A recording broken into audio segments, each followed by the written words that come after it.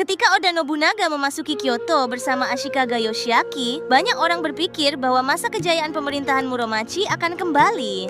Shogun baru telah naik takhta dan pelindung kuat bernama Nobunaga berdiri di belakangnya. Namun kenyataannya tidak sesederhana itu.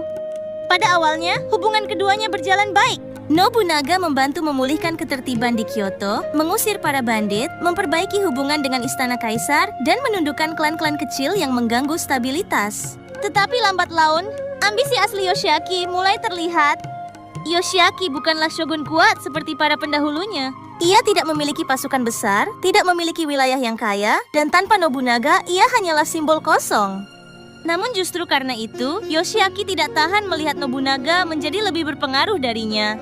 Ia ingin berkuasa sepenuhnya tanpa bayang-bayang pemimpin Owari itu. Di sisi lain, Nobunaga tidak peduli dengan gelar dan tradisi lama. Baginya, shogun hanyalah alat politik. Kedudukan Yoshiaki digunakan agar ia bisa bergerak bebas di pusat negeri. Perbedaan tujuan itu membuat hubungan mereka retak perlahan, seperti kayu kering yang menunggu percikan api.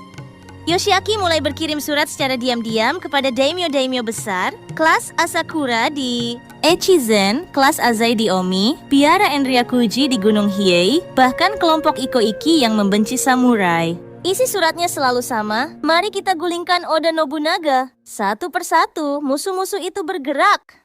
Yoshiaki menyiapkan aliansi besar yang disebut Anti-Nobunaga Coalition.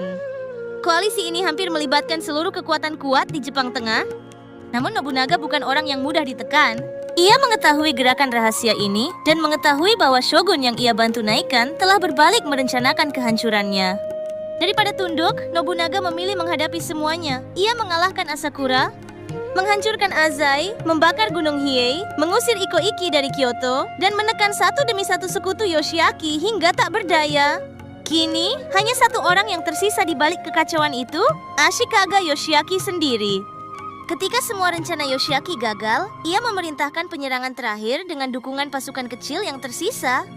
Namun bagi Nobunaga, ini bukan lagi perang besar, ini adalah pembuktian. Kyoto jatuh ke tangan pasukan Nobunaga sepenuhnya. Kediaman Yoshiaki dikepung, pasukannya kalah, dan akhirnya Oda Nobunaga mengusir Yoshiaki dari Kyoto. Shogun itu melarikan diri, dan dengan kepergiannya, berakhirlah kekuasaan klan Ashikaga yang telah bertahan lebih dari 200 tahun. Jepang untuk pertama kalinya tidak memiliki shogun.